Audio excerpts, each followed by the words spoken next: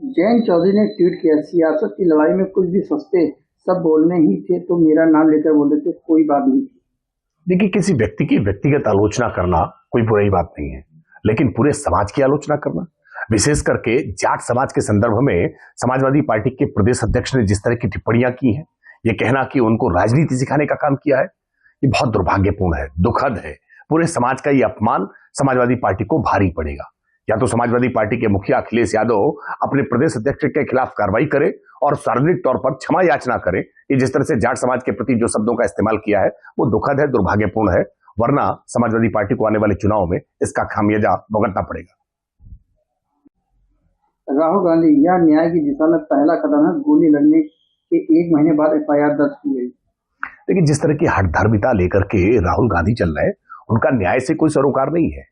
उनका सारा मामला यह है कि कैसे छात्रों के कंधे पर बंदूक रख करके उससे सियासी नफा लिया जा सके, ये श्रेय की लड़ाई है। और इसीलिए राहुल गांधी जानबूझकर के इस तरह का स्वांग कर रहे हैं। जिस मामले में ऑनरेबल सुप्रीम कोर्ट के द्वारा एक हाई पावर्ड कमेटी गठित की गई है, उस मामले की जांच कर रही है, उसके बावजूद एक जिद करना, FIR के लिए अड़ना, ये लीडर ऑफ अपोजिशन का एक अराजकता मचाने जैसा कार्य है। और इस अराजकता मचाने से राहुल गांधी को जनता से कुछ गेन नहीं होने वाला। JP नड्डा ने कहा, राहुल गांधी थाने के बाहर धरना देना से दिखावा है। देखिए, राहुल गांधी कैमरा जीवी हैं, उनको कैमरे से इतना प्रेम है कि वो कैसे इवेंट क्रिएट करना चाहते हैं, सुर्खियों में आना चाहते हैं, और इसके लिए रोज नए नए प्रकार के इवेंट क्रिएट कर रहे हैं, क्योंकि उन्हें मालूम है कि उनके पास जनता का जनाधार नहीं है। इसलिए ऐसे इवेंट क्रिएट करके सुर्खियों में आकर के वो चर्चा में बने रहने की कोशिश कर रहे हैं। स्मृति ईरानी, वंदे मातरम को लेकर के पहला हमला करते हुए स्मृति ईरानी ने सवाल उठाया कि क्या सोनिया गांधी सदन में कानून पर नजरअंदाज कर सकती हैं।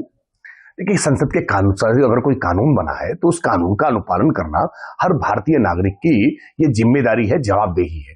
जो भी भारत के संविधान में यकीन रखते हैं, अब भारत के नागरिक हैं, तो भारत के संसद से बने हुए कानून को आपको मानना ही होगा। दुर्भाग्यपूर्ण यह है कि भारत के संसद से बने हुए कानून को केवल मुजाहिद तुष्टीकरण की वजह से, मुस्लिम लीग की उस मानसिकता के साथ आप वंदे मातरम का विरोध करने की चेष्टा कर रहे हैं। आप देश की संसद का अपमान कर रहे हैं, देश के संविधान का अपमान कर रहे हैं, और देश ये बर्दाश्त नहीं करेगा। बीजेपी ने आरोप लगाया कि कांग्रेस ने राहुल गांधी के पूरे कार्यक्रम में लोगों को बुलाने के लिए सोशल मीडिया एम्बुलेंस के 25,000 रुपए देने की पेशकश की। देखिए, राहुल गांधी हो या कांग्रेस पार्टी हो, इनके कार्यक्रम में स्वाभाविक रूप से तो लोग आते नहीं है, पैसे खर्च करने पड़ते हैं इनको। इसके बाकायदा एविडेंस, साक्ष्य मिल गए हैं कि कैसे इन्फ्लुएंसर्स को पेमेंट कर करके, कैसे लोगों को पैसे दे दे करके वो भीड़ जुटाने की कोशिश कर रहे हैं। भूज नाम के कार्यक्रम को जिस तरह से राहुल गांधी मीडिया में प्रोपोगेट कर रहे हैं कि उनके साथ संख्या जुट रही है, सच बात यह है कि उसमें भी इस संख्या का भारी टोटा रहता है, बहुत कम संख्या होती है, और वो जो संख्या आ रही है उस संख्या को भी पैसे देकर बुला रहे हैं। ये पैसे कांग्रेस पार्टी जहां जहां राज्यों में सरकार है, और जब पहले इनकी सरकारें रही है, तो जो भ्रष्टाचार से इन्होंने अकूत संपत्तियां इकट्ठा की हैं, अकूत भ्रष्टाचार से धनराशि इकट्ठी की है, उसी का उपयोग करके राजनीति में ये इस प्रकार का भ्रष्टाचार कर रहे हैं। ये बहुत दुर्भाग्यपूर्ण है, दुखद है। अमित शाह, पश्चिम बंगाल में पहले कम्युनिस्ट और फिर TMC के शासन में कैडर का प्रभाव था, बीजेपी सरकार आने के बाद कानून राज स्थापित हुआ है। पश्चिम बंगाल में लगातार वामपंथियों की सरकार जिस तरह की रही, और उसके बाद ममता बनर्जी की सरकार, इनकी सारी ममता राष्ट्र विरोधी तत्वों पर हुआ करती थी। ये दुर्भाग्यपूर्ण सच है कि बड़ी संख्या में बांग्लादेशी घुसपैठियों का बांग्लादेश से पश्चिम बंगाल में आना हुआ, और सरकार ने आंख मूंद करके उनको शरण देने का काम किया।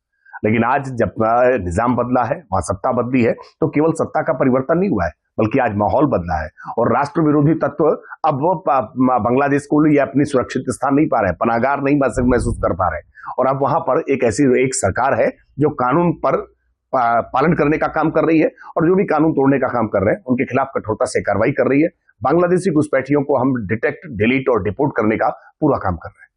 20 जुलाई को चीनी 48 रुपए की, 20 अगस्त को बढ़कर 55 हो गई। सरकार के अनुसार बढ़ोतरी के इथेनॉल की जिम्मेदारी नहीं है, खाद कम हुआ है, उत्पादन, मौसम खराब हुआ है, और त्योहार की वजह से बढ़ा दी गई है।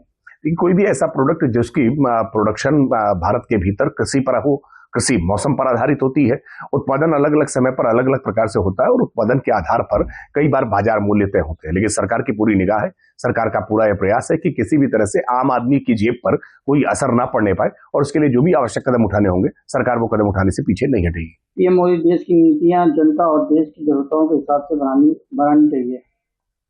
देखिए, प्रधानमंत्री नरेंद्र मोदी जी देश के मर्म को समझते हैं और इसीलिए देश के मर्म को समझ करके उन्होंने कई ऐसी नीतियां बनाई जिसने जीवन में लोगों के क्रांतिकारी बदलाव लाए।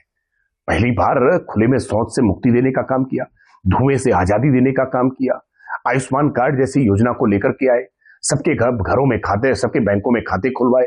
प्रधानमंत्री जी ने पक्के आवास देने का काम किया। ऐसे कई सारे काम हैं जो लोगों के मर्म को समझते हुए प्रधानमंत्री जी ने किए हैं, क्योंकि प्रधानमंत्री जी ने उस सामान्य जीवन को जिया है, गरीबी को जिया है, इसलिए वो जानते हैं कि लोगों के दुख दर्द क्या है और उनका समाधान कैसे हो सकता है।